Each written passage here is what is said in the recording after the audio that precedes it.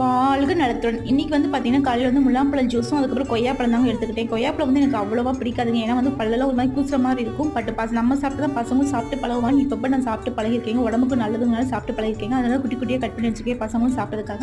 அதுக்கப்புறம் வந்து பார்த்தீங்கன்னா, 2 வாழைப்பழம் வந்து சாப்பிட்டேங்க. இதான் நான் இன்னைக்கு காலையில சாப்பிட்டது. இன்னைக்கு மத்தியானம் பார்த்தீங்கன்னா, எங்க வீட்ல எல்லாத்துக்கும் பிடிச்ச வந்து சுண்டல் குழம்பு தான் வச்சதுங்க. நான் சுண்டல் குழம்பு வச்சுட்டேன் அப்படின்னு வீடியோ எடுத்தேன்னு நினைச்சேங்க. பட் இடையில அதுக்கப்புறம் வீடியோ எடுக்க ஆரம்பிச்சேன்.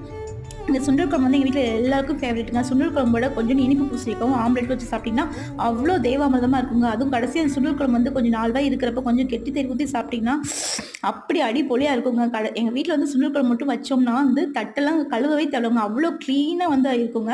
ஸோ இதுதான் நான் இன்னைக்கு சாப்பிட்டு சாயந்தரம் வந்து ஒரு டம்ளர் காஃபியோடு முடிச்சிட்டேங்க. இன்னைக்கு நான் விடுக்கிறது என்னென்னு பார்த்தீங்கன்னா, உங்கள் கூடயே இருக்கும். ஆனால் உங்களுக்கு பயன்படாது. அடுத்தவங்களுக்கு தான் நான் அடிக்கடி பயன்படுத்துவாங்க. அது என்ன கண்டிப்பாக தெரிஞ்சுன்னா கமெண்ட் பாக்ஸில் வந்து சொல்லுங்கள். உங்களுக்கு இந்த வீடியோ பிடிச்சிருந்துச்சுன்னா ஒரு சின்ன லைக்கும் ஷேரும் சப்ஸ்கிரைபும் மறக்காம பண்ணிருங்க. நான் சாப்பிட்ட தட்டையை பாருங்க எவ்வளோ க்ளீனாக இருக்குன்னு. வாழ்க வளத்துடன்.